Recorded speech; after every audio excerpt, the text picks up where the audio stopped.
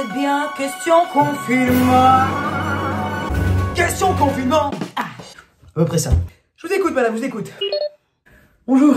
Excusez-moi, je vois en visio que vous avez un masque. Vous savez que c'est pas la peine, hein. Il faut porter un masque seulement si vous sortez. À l'intérieur de chez vous, ça n'a pas vraiment d'utilité.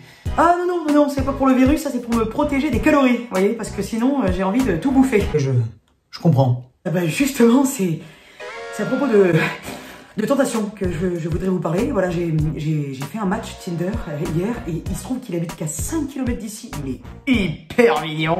Et est-ce qu'il serait, vous croyez, possible que j'aille le voir? Ah madame, je suis désolée, c'est pas possible. Vous savez pas si la personne sera contaminée. Ce que vous devez comprendre, c'est que j'ai la libido aussi haute que le nombre de calories sur un paquet d'Oreo. Là, ça commence à devenir dingue là, hein.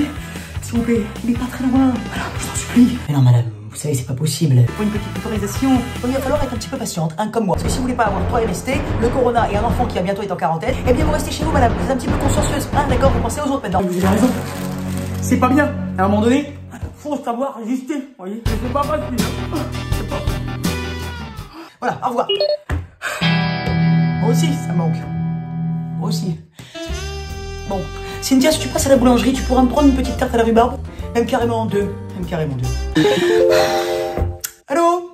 Écoutez, voilà, je vais y aller franchement, grâce à ma grande expertise et à bien, mon QI au-dessus de la moyenne. Je crois que j'ai trouvé bien ce qu'on peut dire un élixir, un remède à ce virus, à cette pandémie mondiale. Voilà.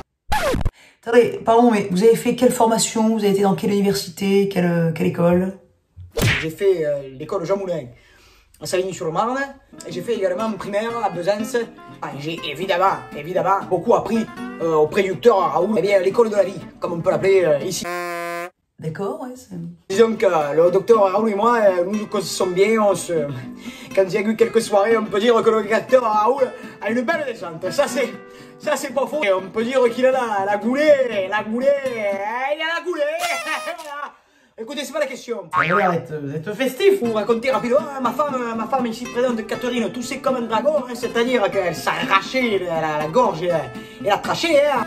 J'ai dit, bon, Catherine, là, je vais te trouver quelque chose. Je trouve, madame, qu'avec la combinaison de ces deux choses, ici même, et de celle-ci, la combinaison de ces deux figures, voilà, comme ceci. Du Strepsil et du Doliprane, donc, hein. Ok.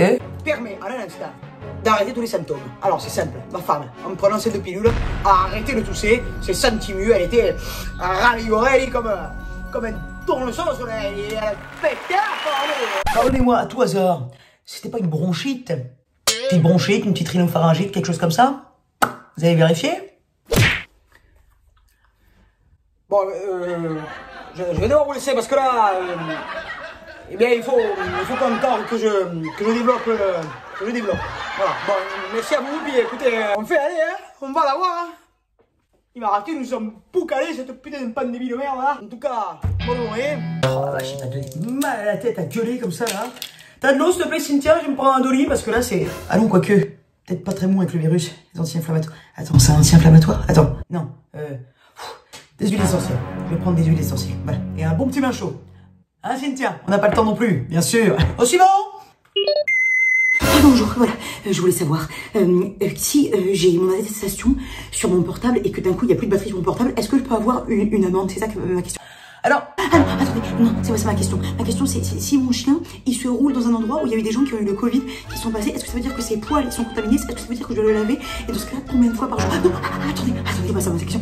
Ma question c'est, pourquoi est-ce que dans Disney+, ils ont enlevé le dessin animé Coco? Est-ce que c'est parce que c'est les premières lettres du virus?